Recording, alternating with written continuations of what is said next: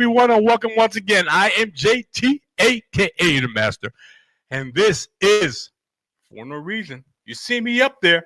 I got it bright and in the neon lights. I love it. This is about fantasy football, people. You know that. Last week I went and talked about quarterbacks.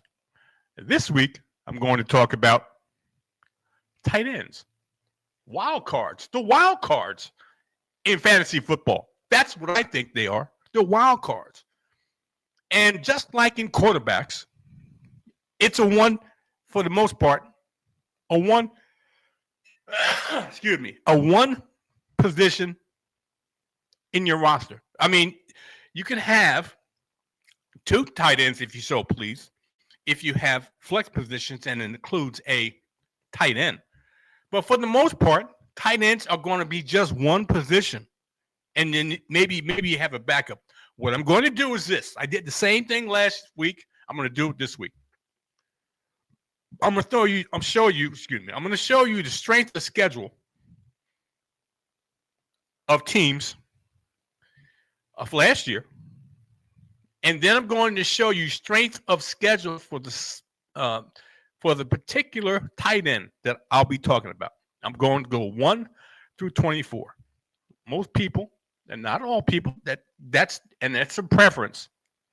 It's your team that you can add to your rosters what you will. Are going to add a second tight end. Because that tight end, sooner or later, whether it's week 5 or week 14, it's going to have a bye week. And you don't have to, but you should have a backup in place that's healthy that can take up for that bye week. So that's why I'm going to go in a normal 12-team league. A lot of people, not all, it's your preference, that you grab a second tight end to supplement your number one tight end. Okay? So I'm going to go through 24. In fact, I'm going to go to about 30. You know why? But the other 30, I'm not going to rate them from 25 to 26 to 30. But I'm going to give you some guys to think about, some sleepers. Yes, I'm going to give you some sleepers that I've either looked at, had an idea about, or thought about. So I'm going to give you some sleepers that may make sense to you, okay? May not. But I'm going to put them out there. So I put them on record for you. If you go back and see my YouTube video, you'll be able to reference. So he talked about that tight end. Yes, okay. I'm going to give you some sleeper tight ends that you may want to think about, or because of their strength of schedule, okay, I'm really hot on strength of schedule. It gives you a guideline on what kind of performance. It's not a hot and fast rule, but it gives you a type of performance that you can look forward to or reference back to and say, well, this guy is going to have a favorable schedule, regardless of what the team's schedule is. Okay? Regardless of what the team's schedule is. And I want to stress that. The team schedule and the position schedule are different. They may match or they may exceed what the position schedule is. But at least you have some type of guideline and say, well, I don't have to take this guy early. Okay? And that's what I'm trying to get you to understand. The last two positions, the last two positions I'm talking about are positions that you can wait on, that you can go down the line unless you absolutely want one of the top tight ends, but you're giving up that draft position, you're giving up draft pick for someone that you should be picking up instead of the tight end. And the production, I know you want one of the top 3, top 5 tight ends. Okay. But guess what? you take one of the top 3 tight ends and you're missing out on a wide receiver or a running back. Okay? That will produce more. Because tight ends, for the most part, I know the top 3, 5 are pretty consistent. For the most part, tight ends always have bad weeks. Always. All the positions usually have bad weeks. But if you get a high caliber or high pick wide receiver or a running back, they're not as much of a wild card. That's why I call tight ends wild cards. Because they can be up, they can be down. You want somebody that's gives you a solid number each week. Okay? Now all the tight ends, including the top 3 to 5 I'm going to talk about, have down weeks. Okay? So are the other positions. But how much of a down week is it going to be? Okay? That's the key. How much of a down week is it going to be? And what I'm going to talk about is this. Okay? The easiest schedules in the league for this year. You see them. The San Francisco 49ers have the easiest schedule, strength of schedule. Going up, this is 10 of the easiest schedules. Number 10 is the San Francisco 49ers. They have the easiest schedule, and then you can count up from there, and you can see it on the screen. The Buffalo Bills have the 23rd easiest schedule. Jaguar 24, Indianapolis 25, and so on and so forth, all the way down to 32, which is the San Francisco 49ers. Easiest schedule. But what I'm talking about is this, people, okay? And I'm going to show you, starting at 24, 24, and working my way up to number 1. And most people know who number 1 is. But the number 1 tight end, and I'll give you this little caveat. The number 1 tight end was not the highest scoring tight end last season. I'll tell you who that is when we get there. The number 1 tight end ranked here, like everybody loves him. Okay, you can love him. I have no problem with you. This is just my opinion. Okay, you can knock it, fine. You can love it, you can hate it, fine. It's my opinion. It's just my opinion. Okay. I want you to get one of these bad boys. Okay? That's a trophy. That's one hell of a trophy. And I know I said this last week ad nauseum, and I'm going to say it this week ad nauseum, and I honestly, truly mean it. I want you to get one of those. Okay? One of those trophies. Or I want you to get one of those championships. That's what I'm talking about. I want you to get a championship. You know why? Because I enjoy helping people. It gives me great pleasure. And if you listen to what I'm telling you, not religiously, but you take my advice, take it or leave it, no problem. I consider myself a pretty good fantasy football player. I consider. I mean, I'm not the end all, the be all. I'll totally be the first one to say that. But I know how to maneuver myself around and in and out of the fantasy football season. Whether you draft well or you draft bad. Whether you pick up key players on the waiver wire or you pick up key players through the trading process. Doesn't make a difference. Maneuvering your way, you got to know how to maneuver your way through the fantasy season and understand what players are going to be going up, what players are trending down. I said it last week and I'll say it this week. You got to put in the work. What you get in it is what you get out of it. Last season, I got a championship out of it. Okay? I'm trying to get that same championship just like anybody else. I don't blame you. That's the whole bottom line. When you start playing this type of game, you want to get an end result that's going to benefit you, make you feel good. I did this. Okay, with a little help from my friends. Hopefully, I'm your friend. Okay. Hopefully. Okay. If I'm not, I'm not. If I'm not, I'm not. If I am, okay, good. That's a good thing. But let's talk about starting from 24. Okay. And let's look at 24 to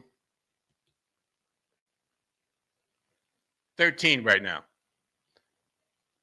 The low part of 12, the lower 12. Okay. As you can see, I know this guy's hurt, but hopefully he comes back in time. Hopefully he's been emerging as a better tight end, as a very good tight end. Okay. Has his ups and downs, like I was saying. He's competing with another all-pro tight end, Isaiah Likely. Isaiah Likely is going to have had foot surgery, but should be ready by week 1. And he's got a lot of upside as the fantasy tight end, whose true breakout will depend on whether Mark Andrews it's up and down in the health department. Okay? So, I don't know if you're going to start Isaiah Likely. You have to see how his health becomes apparent closer to the season. And hopefully it'll be a positive thing for Isaiah Likely. His strength of schedule is number 25. Correct. As you see him, he's 3. He's average, but his strength of schedule is 25, or a lower part of the spectrum in strength of schedule. Meaning, when I say lower, it's harder than most. Okay, he's got his position strength of schedule is a 3, which is average. And I'll emphasize it like I emphasized it last week. Number 1, if it's a 1-star, it's the worst you could possibly get. If it's 2, it's a little better than worse. Not good, but not average, but it's a hard schedule. 3 is average, 4 is slightly above average, and 5 is the optimum. 5 is the optimum. Quite naturally, you're trying to get a 5. Quite naturally, and there's only one. There's only one in the top 24 that has a 5 schedule, a 5 strength of schedule. And I talked about this team last week. And when we get to them, I'm going to talk about them again. Only one tight end has optimum, the absolutely best strength of schedule. Not for the team, for the position of tight end. And like I said, tight ends are wild cards. Wild cards. And I like wild cards because you can use them any way you want. And they can give you a ton of points, and they can go on the opposite side of the spectrum. But tight end is probably one of the hardest positions because he's got to learn the line positions. He's got to learn routes, blocking, everything. He's got to be one of the best athletes. I know. You got running back. You got wide receivers. Tight end has to be one of the best athletes on the field. You got to be one of the best athletes on the field. And as we go down here from 25 to 1, you'll see that most of these tight ends are pretty athletic. Are pretty athletic, and their position or ranking reflect that. Okay, so I'm going to Isaiah Likely to start this off. as you can see, Pat Fryermuth. I love Pat Fryermuth. Okay. But he's got a running mate now in Pittsburgh. But Pat Fryermuth, his strength of schedule is average. Okay. It's 24. And his outlook is as usually he's a late round draft pick. I mean, tight end pick. But depending on Aaron Rodgers, because Aaron Rodgers liked throwing to the tight end. When he was with Green Bay, he liked throwing to the tight end. And he's got two good ones now. He got Pat Fryermuth, and he's got Jonnu Smith, which is in this list. And I'll get to him too. But he's a tight end too. Okay. He may be a backup. You may want to back him up with, behind Jonnu Smith. That's up to you. Or some other named tight end that's above him in ranking. But he's a low tight end one, a high end tight end two. But I don't see him as a clear route to break out unless injuries to tight end to either the wide receiver position or the other tight end position, meaning Jonnu Smith gets hurt. And then it's all on Fryermuth to be one of those pass catching tight ends. That's how I see it. Okay. But I see him as a tight end, like you see it, 23. Okay. As we move up the chain. Now, if I don't pronounce his name right, I probably won't. Okay. But Okonkwo. Let me put it that way. Hopefully I pronounced it right. Has the number 3 in Tennessee. And let me just spoiler alert. There's another tight end that I'm going to talk about as a sleeper in Tennessee. Trust me when I tell you this. There's another tight end in Tennessee. Same strength of schedule because it's Tennessee tight end with a 3. But Okonkwo right here with Cam Ward may be a best friend for the rookie quarterback. Okay? So I'm just saying that Okonkwo was a name guy. Strength of schedule is a 16. He has a 3 as an average. That's right in the middle. Right in the middle, could go either way. And he's a risky late round fantasy tight end. He's very athletic, but hampered by usage concerns and unproven quarterback play. Okay, I'm saying that this quarterback, a rookie quarterback, they're going to try to not have him make too many mistakes. And the best friend, I've always said this, and you've heard me say it before, the best friend of a rookie quarterback is the tight end. Short, consistent, high percentage throws in the middle of the field, right in front of the, for the most part, in front of the quarterback. Okay? You may want to think about taking Okonkwo. He's to me, he's a tight end 2. He's a tight end 2 that can easily move up the chain if he's used correctly. Okay, but like I said, he's hampered by usage concerns and an unproven quarterback in Cam Ward. But he can be explosive, and he can see a path to be relevant, mainly due to Tennessee's lack of established pass catchers outside of Calvin Ridley and a new look offense, quite naturally with Cam Ward. All right. Now we know last season, the quarterback for last season, liked to throw the ball down the field. Quite naturally, there was usage concerns of whether Okonkwo would get any kind of decent targets. We got a rookie quarterback now, and he's the number one pick. You think they don't want that number one pick to look good? You think that they want that number one pick to put him in harm's way, meaning do high risk passing? No. So you may want to, if you wait on a tight end and you're looking to get a tight end and you haven't got anybody that's above Okonkwo in the ratings, grab Okonkwo.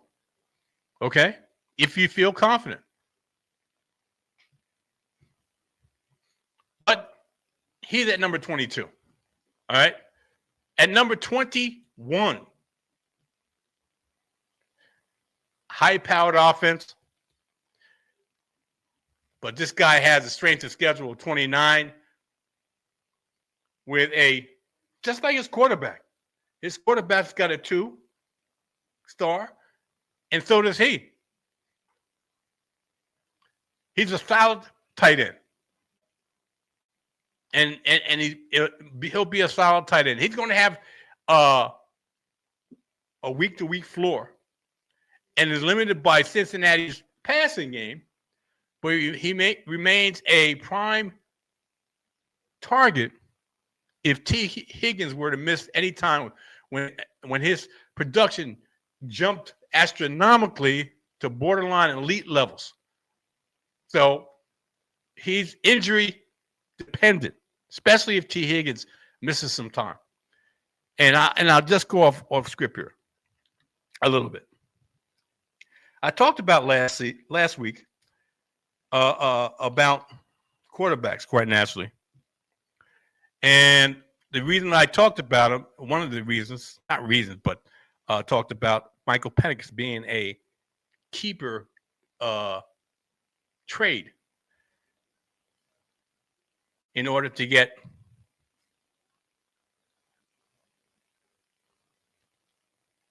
Drake London. Well, my other choice was T. Higgins that I wanted. I could have kept T. Higgins and not made the trade to get Drake London. Well, my reason for this is this. T. Higgins has a history, injury history, I should say. Okay? And Drake London did not. I thought Drake London was in a better position because he's the number one wide receiver, as T. Higgins is the number 2. I know he gets a lot of work like the 1 in a high-powered passing offense, but I thought, and this is me, I could be wrong, that I had a better shot getting Drake London as the number 1 versus T. Higgins as the number 2.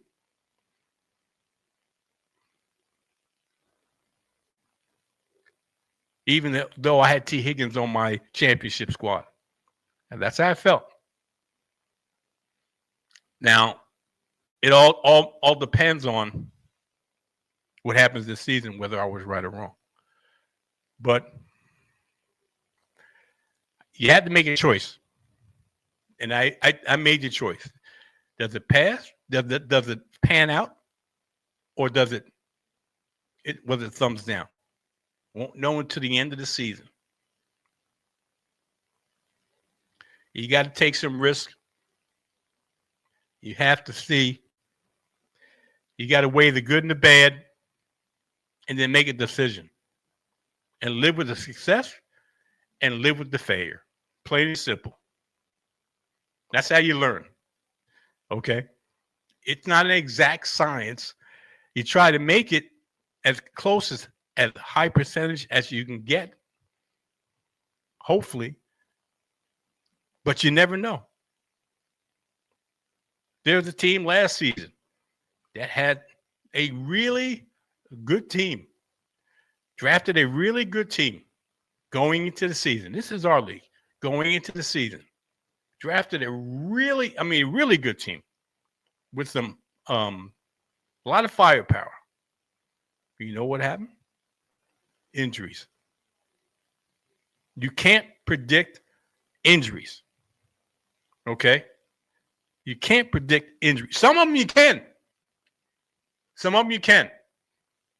And when we get to that position, well, we'll talk about injuries, but you can't predict injuries. And a rash of injuries on a team will definitely, if you can't recover, if you don't have enough backup, you can't recover. And that team that had high hopes in the beginning of the season, looked like a very strong season, wound up ending last. Last in the league. You never know. Fantasy is a lot of skill and a lot of luck. And sometimes it's bad luck. Okay? Mike Gesicki at number 2 is going to have good weeks and bad weeks. And really, injury dependent on how many good weeks he does have. Okay? At number 20, people are going to say, who? I know. Who's this strange person? Trust me, people. He's emerging as a favorite late-round tight end in these drafts by a clear path to the Jaguars' starting job and a potential uptick in volume vacated by departing veterans. He's on the Jaguars. He got 23rd strength of schedule. His average tight end ranking is at tight end 20. Okay, I got him at 20 exactly. Okay, and Evan Ingram's not gone. Liam Cohen isn't. Remember Liam Cohen when he was offensive coordinator in Tampa Bay? You remember Cade Otton? Okay, what's to stop Trevor Lawrence from throwing to the tight end when it's necessary on a consistent basis? Nice target. He's a nice target. Okay. 24 years old. Okay. Big target in the middle of the field. Very good pass catcher. Okay. Very good pass catcher. I got Brent Strange at number 20. Like I said, you can wait on tight ends. Just like quarterbacks, you can wait. You know, I mean, if you're not one of the top 5 tight ends, if you don't want to take that chance and use up that draft pick early to get a tight end, you got to wait. Be patient. Okay? Tight end's a wild card. That's the wild card in a fantasy football lineup. He's a wild card. Okay? And I'm this is what I'm saying. Pay attention to the name. Pay attention to the actual offense. You got to. I don't know what to tell you. I know I say pay attention to this, pay attention to that. Well, this is you got to. I keep saying you got to put the work in. You got to put the work in. Pay attention to the head coach and the offensive coordinator. Sometimes they're both. Liam Cohen happens to be one of those. That's his offense. Regardless who the offensive coordinator, that's his offense. If I'm not mistaken, he's going to be calling the plays. Okay? This next guy here is one of my favorite tight ends. And I waited forever to get this guy in my lineup. Maybe not every lineup, but when he was available, I waited because this is a very good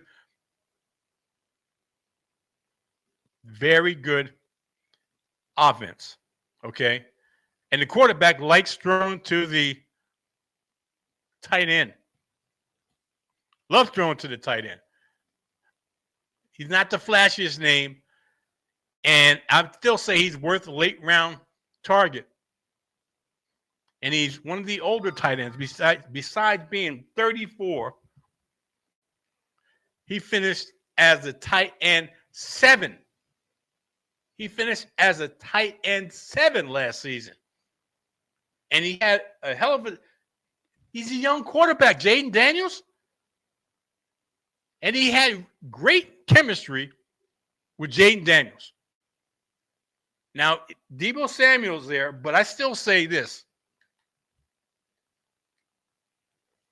Jaden Daniels is familiar that he can go to Zach Ertz because he's dependable, can get open, and he won't come at a high price. You can get him in a late rounds. You can get him in late rounds. And he was a tight end 7 last season. Most people viewed Zach Ertz as an afterthought. Not me.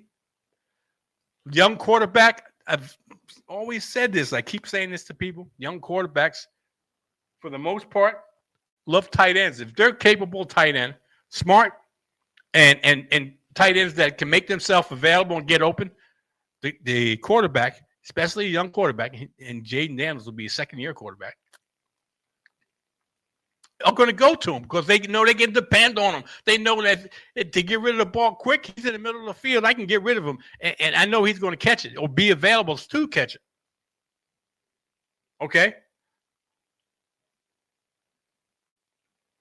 He's got a number 3, an average. Okay? Strength of schedule is 19. That's in the middle. That's in the middle. Okay? I'm just saying. Just saying, people. At number 18, his countermate was 20. His teammate, I should say, was at 23. Jonnu Smith. I had talked about Jonnu Smith last season and the season before, and Jonnu Smith broke out last season. He was the tight end 4 last season. 4. He was a tight end 4 last season. Okay? And he went to the Pittsburgh Steelers. Aaron Rodgers loves throwing to the tight end. Jonnu Smith is one of those tight ends that's very athletic. Strength of schedule is 24, which is he's got a 3. On the lower side, a harder side. You may see him as a 3-man option or a back-end starter, then a difference maker. Don't reach for him at his current price. But if you are a Pittsburgh Steelers fan or want a tight end from Pittsburgh because of Aaron Rodgers, you got a choice. Flip a coin. Jonnu Smith, Pat Freiermuth. Who's the most athletic? Who's the most explosive? Jonnu Smith. Jonnu Smith. And you don't have to pay a high price for him. Last season, he was an afterthought in a tight end position, and he wound up being a tight end 4. Okay? Just think about that.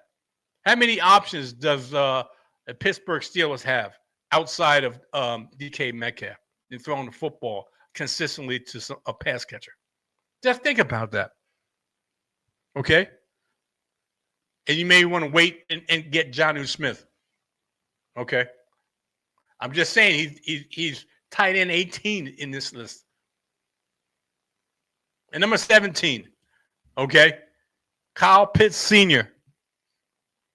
Strength of schedule for a tight end this season, 21. He's got a 3-star. Does he improve with Michael Penix Jr.? Does he improve with Michael Penix Jr.? Is he worth the gamble? He's only 24 years old. You know he's athletic. And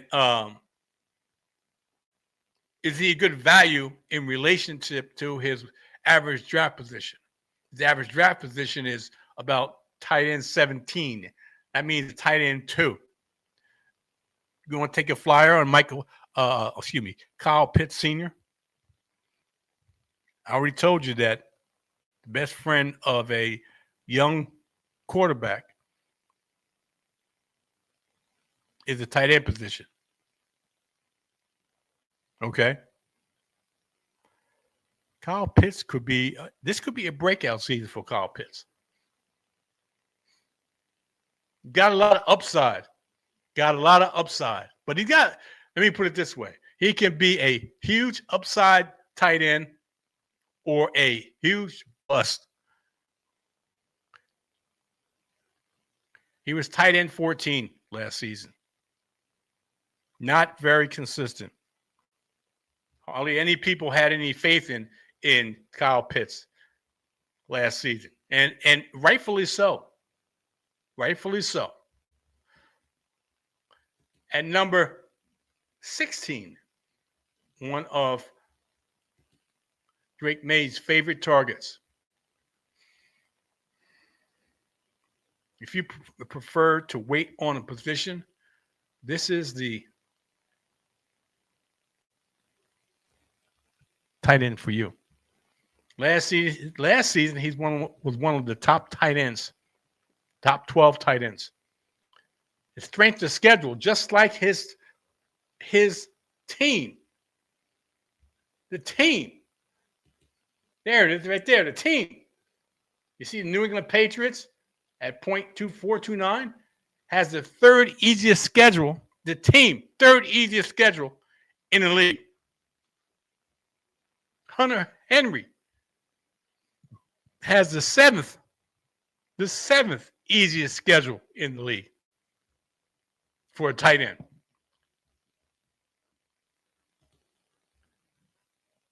We're the three. I'm telling you, people. And he's out of the top 12. He was top 12 last season. Top 12 last season because Drake May loved throwing to him. What am I telling you? What am I telling you? The same thing I've been telling you. Drake May was a rookie last year. And what do young tight end, what do young quarterbacks like doing? They like completing passes with the most high percentage that they can get. And if you see a tight end 6, 7, or 8 yards down the field, in the middle of the field, and you can see his numbers, and you want to throw to him, hello, you're moving the ball down the field and using the tight end to do it. That's what I'm saying. That's what I'm saying. Wait. Okay? Don't be in such a rush to grab one of the other tight ends. If that's what your plan is, fine. But I'm telling you, there is tight ends down the line that you could pick up.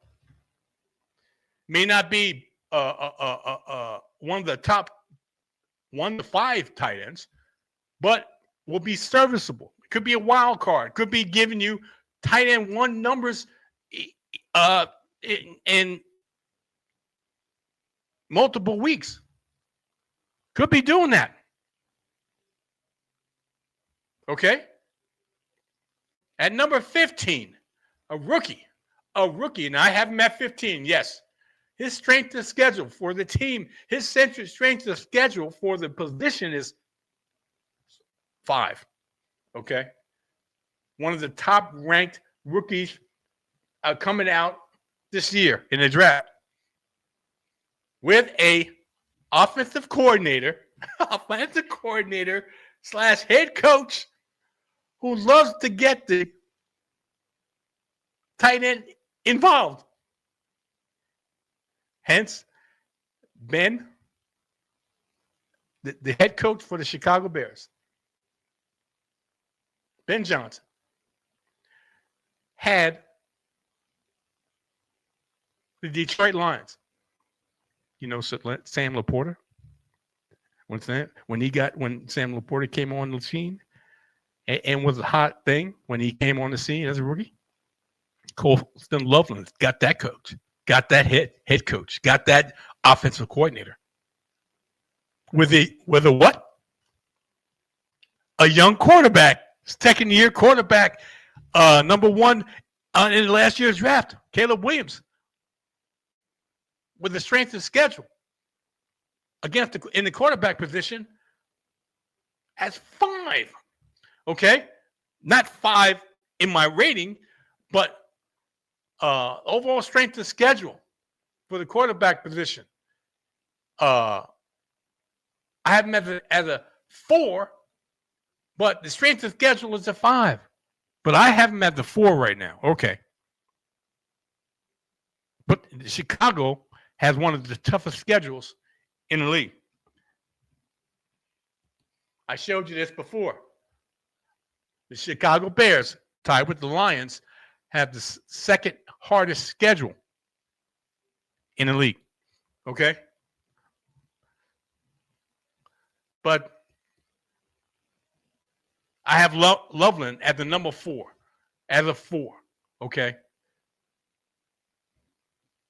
But you can wait.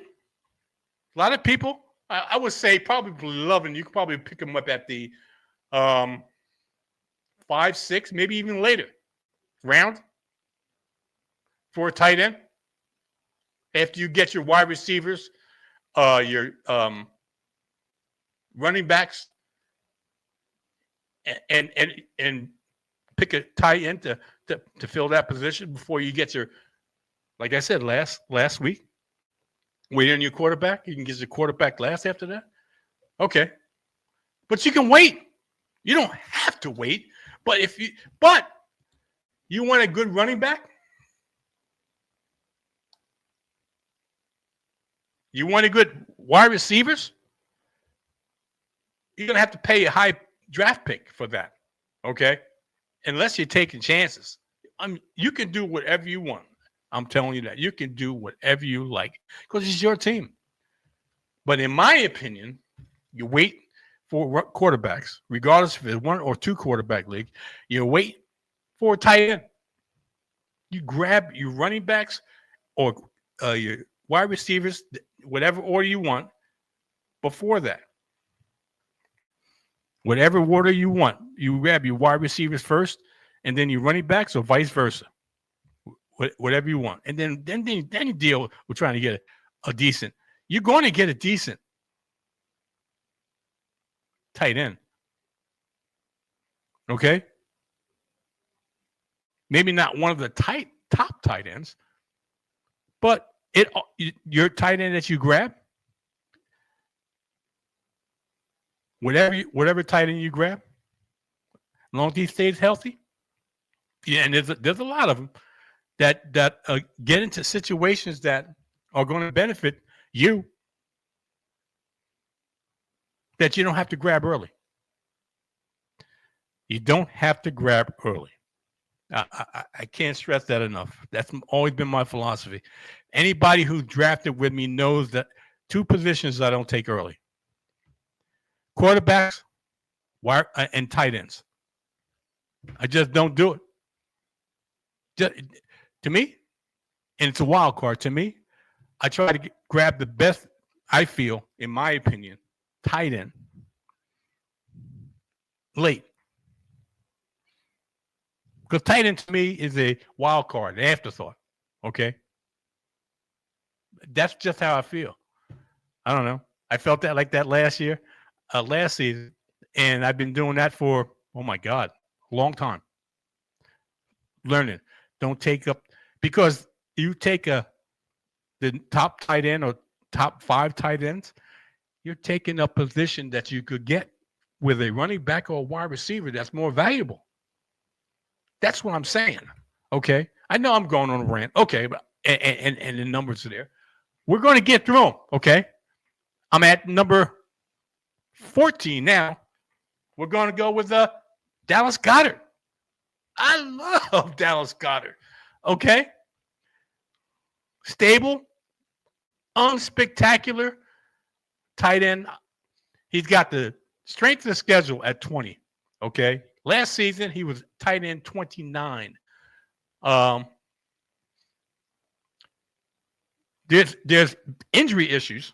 Quite naturally, Dallas Goedert is not the most durable and has limited weekly upside. He's outside the top 12, despite playing in a high-scoring offense, but he's a trustworthy floor play safe as a back-end starter. But in my opinion, he lacks breakout potential due to a target competition and a run-first offense. And that is Devontae Smith, A.J. Brown, Saquon Barkley. Okay. Now, if one of those pass catchers gets hurt, quite naturally, Dallas Goedert's value goes up. A.J. Brown gets hurt. That can happen. That's happened multiple years. Devontae Smith gets hurt. That's happened multiple years. Dallas Goedert in that offense, his value goes up. He's still a consistent target, but he's even more of a consistent target if one of those pass catchers, as in A.J. Brown or Devontae Smith, gets hurt. Dallas Goedert goes up. He's going to have his weeks, but he consistently will have more weeks the longer one of those two pass catchers, wide receivers, are out. Okay. He's got a number 3. At number 13, lucky 13, is Dalton Kincaid.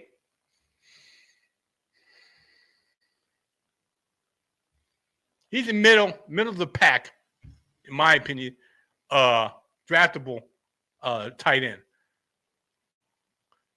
Some tight end I wouldn't aggressively target outside of deeper leagues.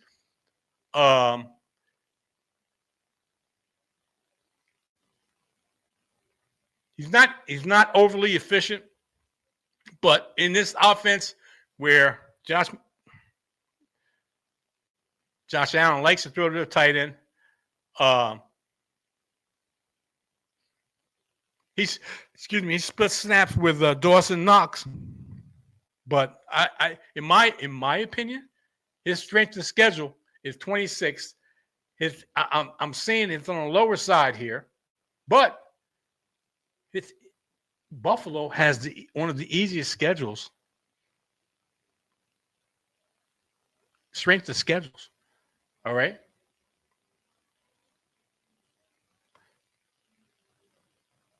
I like Dawson. I like Dalton Kincaid in this position. All right. Let's move on to the next one, which is a rookie. A rookie. Yes, people, a rookie. And a very athletic rookie. And this season, I think he's ranked the top rookie in the NFL draft. But you got to temper expectations. Look where he landed. He landed in Indianapolis. Okay, let me just move here. He moved. He landed in Indianapolis.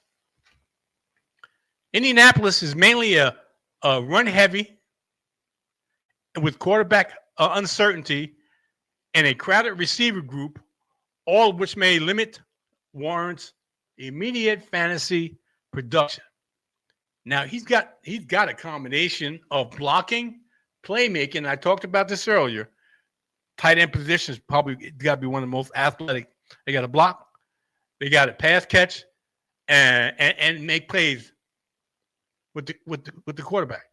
But you got two young quarterbacks. One experienced that's got some relative miles on him in Daniel Jones.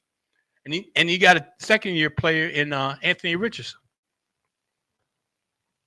8th strength of schedule. He's got a number 3 ranking. Athletic tight end. And I think the more he go into the season, and Michael Pittman and Josh Downs aren't the epitome of health, and they miss time, Tyler Warren's going to be used early and often. I still expect him to use early and often because he's a reliable target. He's a tight end, middle of the field, big target, tight end, number 1 tight end. They're going to want to use him. They want to get their money's worth. They drafted him high. Come on now. I got him at 12. I like tight end. I know there's tight ends down there that.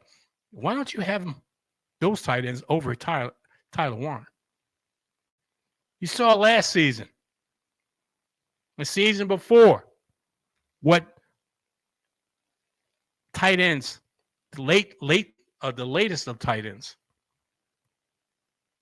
Usually in the tight end position, it took 2 or 3 years before they broke out. Not anymore. We had a guy come on another show, talked about tight ends. I didn't pay too much attention to it. He talked about tight ends, about the up-and-coming tight ends and tight ends that, in general, were going to be used more efficiently and more often. Didn't think too much about it, but that person was extremely right. Ever since then, over the last few years, tight end position, rookie tight ends have been the rage. I put it this way. They rage. Okay? Sam Laporta, Brock Bowers, just to name a couple. Okay? So this season, you're counting on Tyler Loveland. Loveland, and you're Colston Loveland. I'm sorry, and Tyler Warren. He's got a 3, okay, in an offense that is very dependent on how well the quarterback position plays, okay? But the efficiency of the quarterback can go up if he's thrown to a very reliable target. And a reliable target I'm talking about is Tyler Warren. Okay? Tyler Warren. And number 11, Jake Ferguson. High pass rate offense. CeeDee Lamb. George Pickens. Jake Ferguson. Dak Prescott as the passer. This is a high percentage passing offense. I don't care if Jake Ferguson had the 2. I said there's always an exception to the rule. This is one of them. Jake Ferguson is going to be a consistent fantasy option in this Cowboy offense.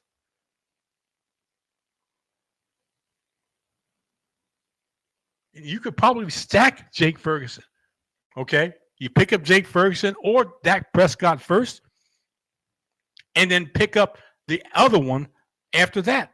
Or, vice versa. It doesn't make a difference. You pick up Jake Ferguson or Dak Prescott after that, or Dak Prescott and then Jake Ferguson. That little stack right there can be gold. That little stack right there can be gold. This is a pass-happy offense. Dak Prescott, before he got hurt, was, if I'm not mistaken, he was in the running for the MVP because he was balling. And quite naturally, Dallas Cowboys struggled when Dak Prescott got hurt.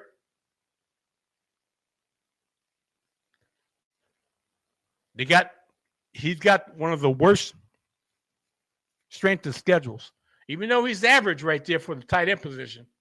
Okay?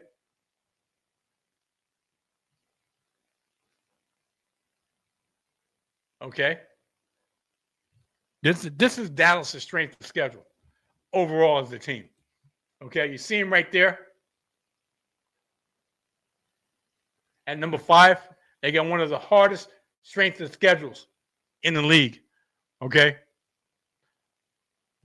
I expect them to be thrown early and often. Their run game is trash right now. So the only way, most of the time, the only way they can move the ball is through the air. Jake Ferguson. At number 11. Number 10, Tyler Kraft. Okay, you say, come on, man. Tyler Kraft is up there? Yep. One of the youngest teams in the NFL is the Green Bay Packers. Tyler Kraft.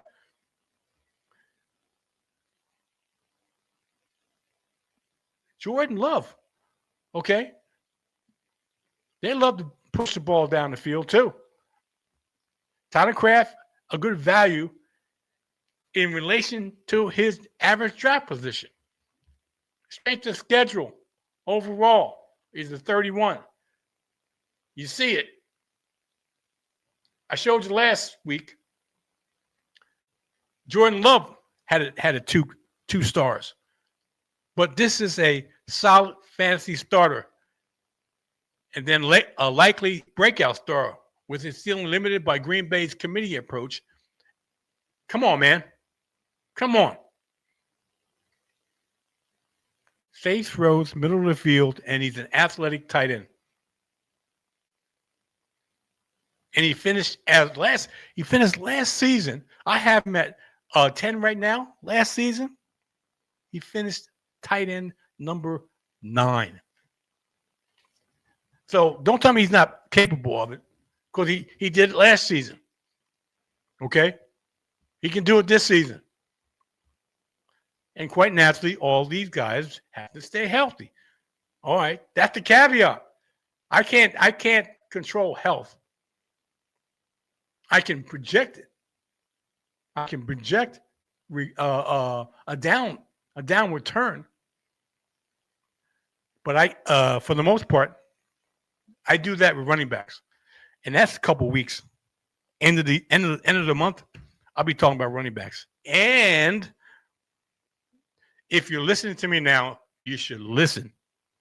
I mean, really listen. 2 weeks from this Sunday. 2 weeks from this Sunday. About the running back position. Got some surprises. Got some, I got them surprises. Let me put it that way. I've already looked at it. I got some surprises. Guys, you think it should be in the first round? No. And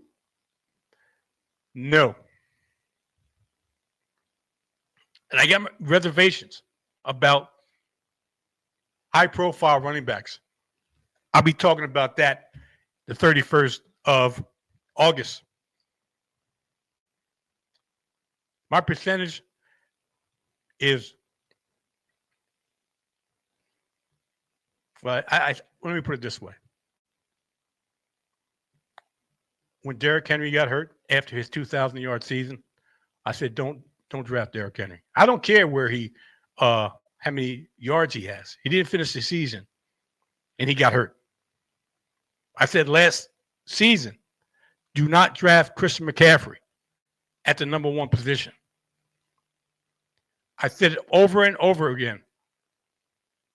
Chris McCaffrey got hurt. Was out for the most part of the season. Was a bust. I've done that.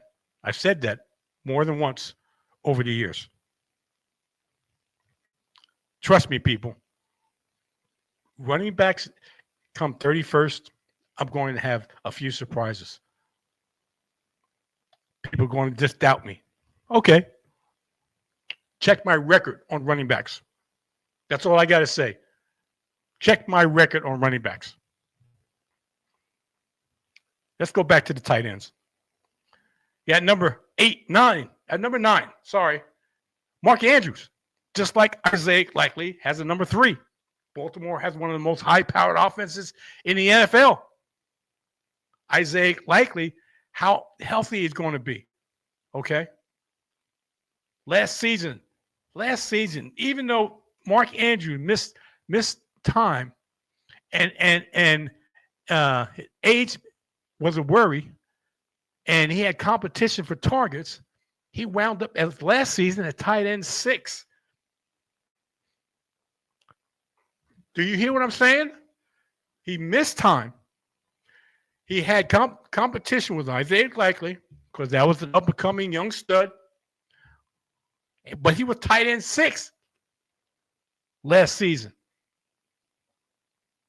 He also is a good value compared to his average draft position. His average draft position is tight end 7. So he's like the 5th or 6th round, somewhere around there. He's a good value. You don't have to get one of these top 5 tight ends. I'm trying to tell you that. You don't have to. You can. Some people will. That's fine. That's what they want to do.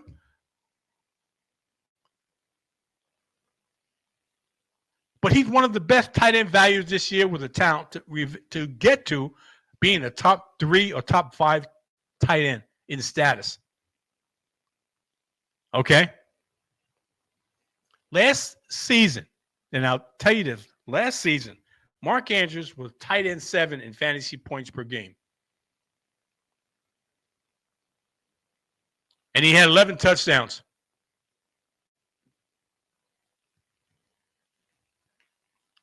Trust me when I tell you this. And Lamar Jackson, young quarterback, but still, he still likes throwing to Mark Andrews, one of his favorite targets. The hell with Isaiah Likely. I just said the hell with it, but I'm saying Mark Andrews still is there. Tight end 6, remember that. He's within the top 10. Okay? Trust me when I tell you. I'm trying to help you here. Now this guy here at his strength of schedule is at 12. He's got a 3-star and is viewed as a mid-range fantasy tight end with legitimate top 5 upside, especially in PPR. Okay? People, do you remember Jimmy Graham in New Orleans when Sean Payton was a coach? That's the comparison. That's the comparison. Sean Payton says that Evan Ingram is the joker. I said that a wild card for these tight ends, but he's 30 years old, has an injury history, and changing teams all present some risk to his floor. Okay? He also is a good value in his average draft position. Okay? I'm just saying. His strength of schedule is 12. His average draft position. His average draft position is tight end 8.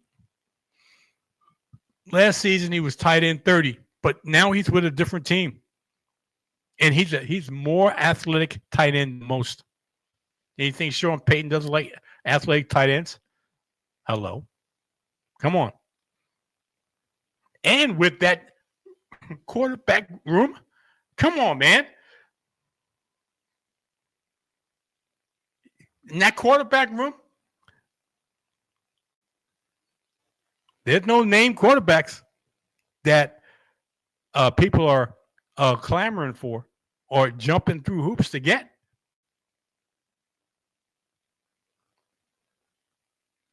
Okay? You get Rashid Shaheed, which is a long, is a explosive wide receiver.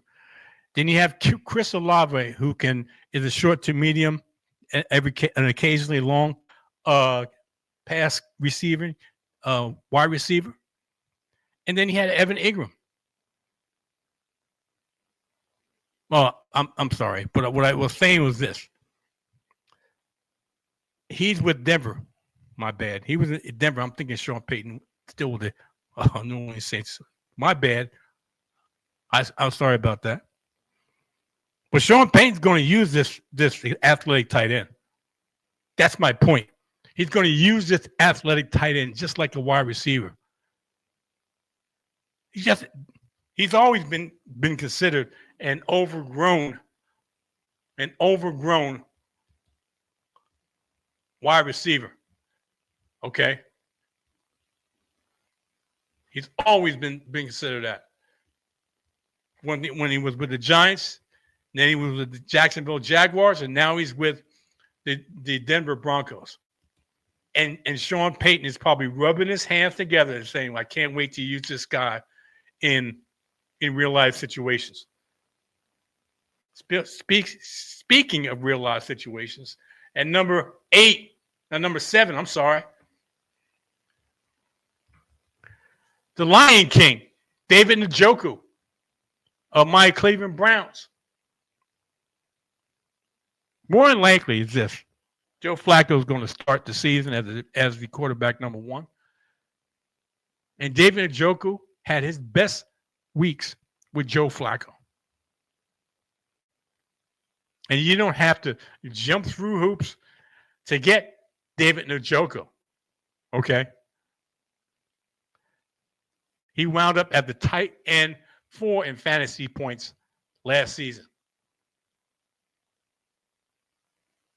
In fantasy points per game. Easily the best per game production of his career. Now, he did miss 7 games last year with the hamstring and ankle issues. Injuries have set his career back. And at this point, I don't think they're going to go away. So you have to factor in this year's equation as being missing some time. But David Njoku is a solid target. He's got 3-star strength of schedule, which is 18th, which is right in the middle. Right in the middle. And in my prediction, my Cleveland Browns will be throwing the ball a lot. And whether it's Joe Flacco or whoever is the backup playing, David Njoku is going to be a solid pass catcher in this offense. And number 6, I talked about him earlier. He's still a factor in this offense. Whether you want to believe it or not, he's still a factor in this offense. He was tight end 8 last season. I got him at tight end 6 right now. Strength of schedule for his position is 17, which is right in the middle. He's average, which is right in the middle, 3-star. Sam Laporta. He's a solid tight end. Not elite.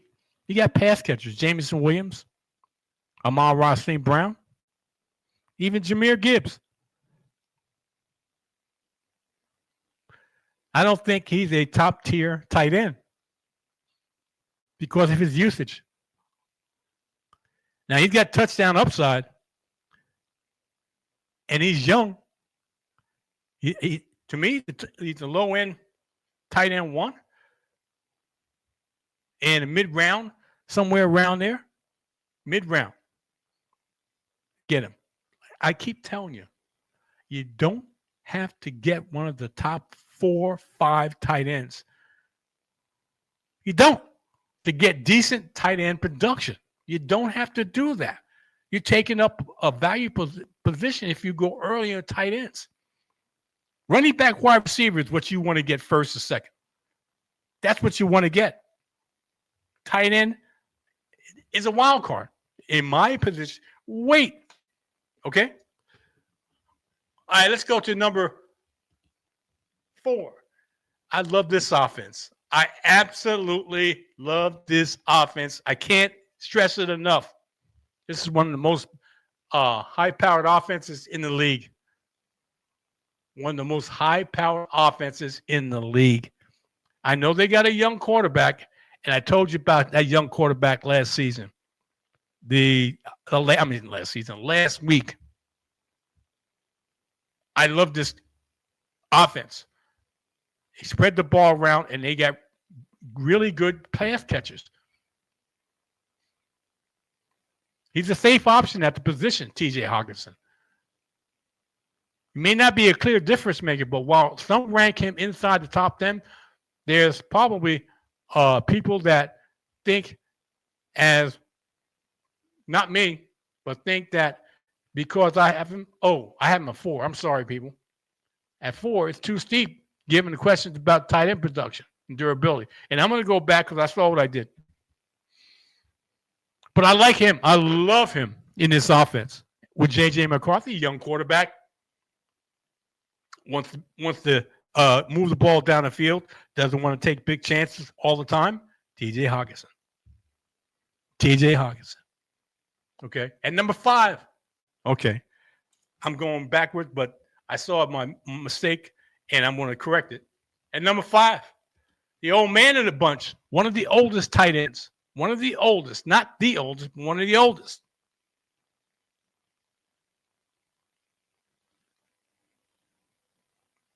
Travis Kelce. He was tight end 5 last year.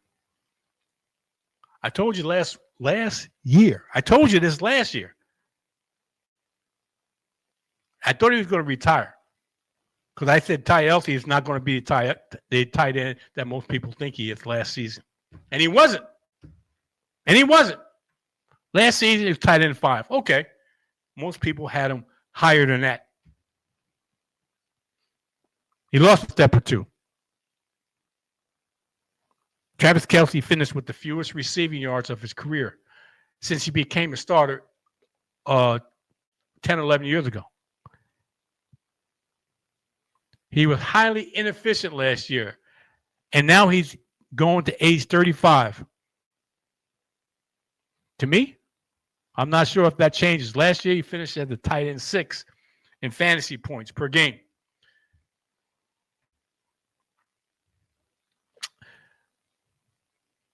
Kelce having the third most targets on his team among tight ends. Let me tell you something. Kelce may be peppered with volume again this year and finish at tight end, but the days of him being a top 3 fantasy tight end option are gone. I tried to tell you people last year, tight end Travis Kelce ain't what he used to be. Okay? This is one more year. He's a little older. He's gotten in better shape, lost weight. We'll see. I mean, he still may be within the top 10, but age waits for no one. Father Time always catches up with you, okay? And he's one of the older tight ends. Buyer beware. I already talked to you about T.J. Hawks at number 4. And number 3, this is one of my favorite tight ends. He finished at tight end 2, as a tight end 2, okay? And he approaches age 32. And his strength of schedule, along with his team, is top 10. His strength of schedule is number 6. I'm talking about George Kittle. Kittle remains an elite option at tight end position, and he doesn't look like he's slowing down anytime soon. Kittle finished last year at the tight end 1. Yes, people, not Brock Bowers. Not McBride. Tight end 1 in fantasy points per game. And if like no one cares if they rank him as the 3rd tight end in fantasy tight end. Fantasy. Come on, man. Everybody was talking about Brock Bowers. Okay. Trey McBride. Okay. They're very good tight ends, but they didn't surpass Kittle as the top fantasy points per game tight end last season. And he's got a 3. And his team, I'm showing you right there, his team, it's got the easiest schedule according to everyone, the easiest schedule in the NFL with Brock Purdy. And you want to wait? Some people are going to grab him quick. Okay. But you can wait on his quarterback. Who's going to grab Brock Purdy in the 1st, 2nd, or 3rd round? Okay. You can wait on his quarterback. They have the easiest schedule, and he has the 6th easiest schedule in the tight end position. That's a hell of a combination. Okay? That's a hell of a combination. Let's move on to number 2. Number 2. I already said last season. I mean, come on, Jerry. Last week that I love the Arizona Cardinals this season. That I like the Arizona Cardinals this season. As you see here, the Arizona Cardinals has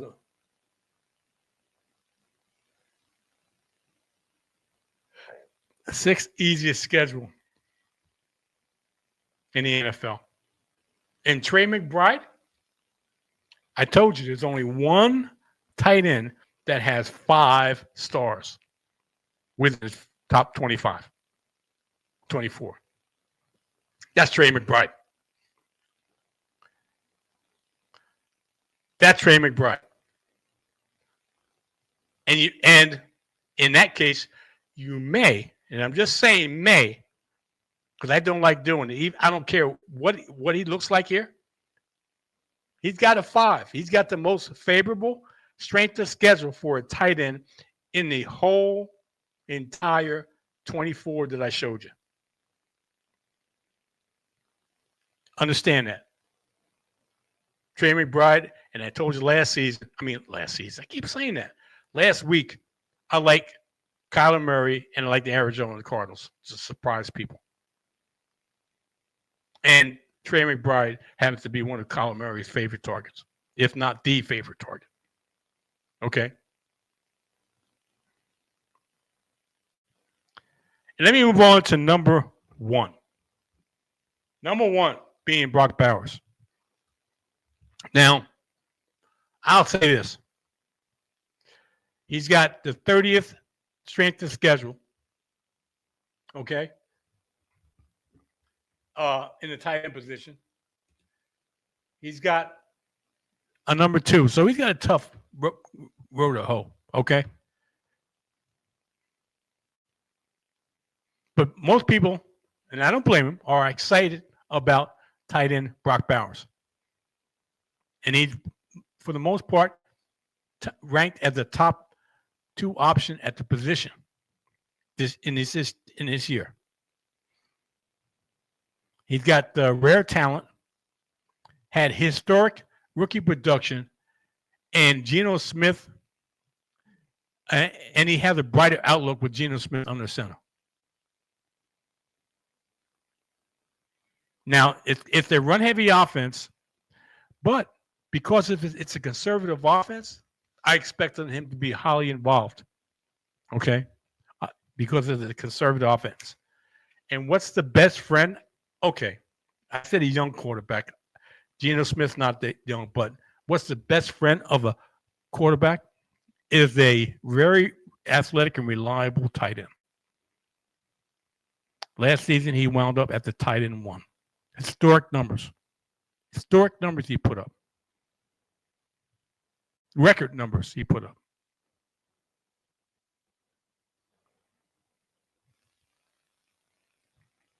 Brock Bowers, tight end 1. Okay? Without a doubt, tight end 1. Now let me go and I'm going to give you some sleepers, people, to think about. Okay? That a lot of people, if you don't do any research, I'm doing it for you. Just look at this here, this list.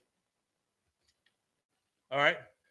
In no particular order. I don't have them in order. I just have them. Okay? I just have them. And let me just say this. The first one on there is Gunnar Helm.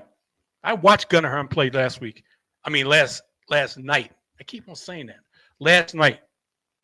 And he's a very good tight end. I think he had 4 catches for almost 50 yards and a touchdown. Okay? You want that type of production from a tight end. Okay? So even though Okonkwo on the same team, be aware that they have another very good tight end behind him, Gunnar Helm. At number, there's no number here. The next one is Mason Taylor. Jason Taylor's son. Hall of Fame Jason Taylor. His son, a tight end with the New York Jets. Another option here for the New York Jets. Who do the Jets have to catch passes? Garrett Wilson? Who else? You got Justin Fields. Justin Fields going to want to get rid of the ball as quick as he can. Mason Taylor could be a very good option. Could be a sleeper option for you. That's exactly why I'm giving it to you. And speaking of young quarterbacks, or quarterbacks, yeah, young quarterbacks, I should say. How about the next one? And Jawan Johnson, who's a converted wide receiver. Now he's a tight end. He's been a tight end, but he was converted wide receiver. And he's an athletic tight end. He's probably an afterthought with some people, which is fine. That's fine. How about Cole Kmet? Okay. In that Ben Johnson's offense, he likes throwing to the tight end. Okay. Loveland may be a choice. I already said that. Cole Kmet could be another choice. Running 2 tight end sets. Okay. How about Sanders? And who's that? Jatavian Sanders of the Carolina Panthers. He's got a 4-star. Okay. Who else do they have in the tight end position that is capable of catching passes with a young quarterback? Jatavian Sanders.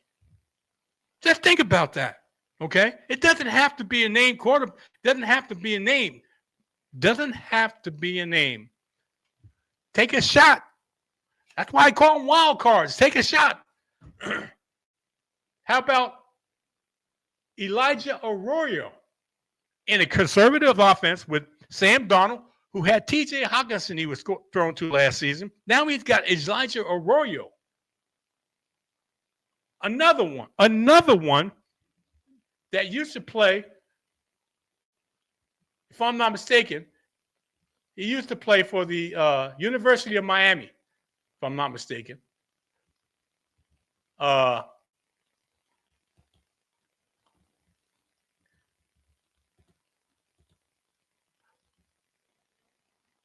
very athletic tight end.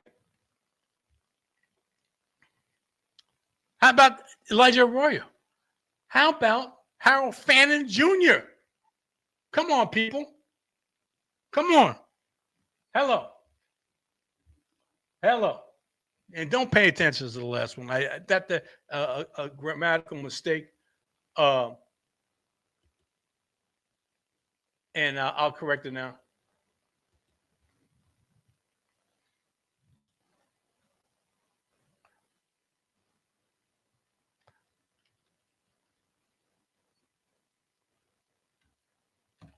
Okay.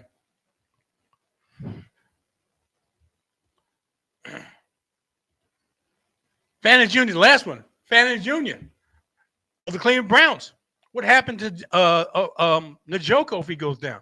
I've heard nothing but rave reviews from Harold Fannin Jr. in Browns camp. Okay? Trust me when I'm telling you this. Okay? I put these guys out there, sleepers, that can make a difference, this season in the tight end position if you're in a pinch. Okay? All right, people. I got to say this. I'm trying to win you one of these. One of these. I want to win you one of these. Next week, we're going to be talking about wide receivers. Yep, wide receivers. Got it. Got a few. Got a lot of wide receivers, rookies, veterans, new faces, new places. New faces, new places. Is it going to make a difference? Tune in 10 a.m. Eastern Standard Time on a Sunday morning and find out. 10 a.m. Eastern Sunday. 10 a.m. Eastern Standard Time on Sunday morning is where I'll be. With that being said, enjoy the rest of the week. 10 a.m. 10 a.m. Eastern Time on a Sunday morning is where I'll be. And I'll be talking about wide receivers. See ya.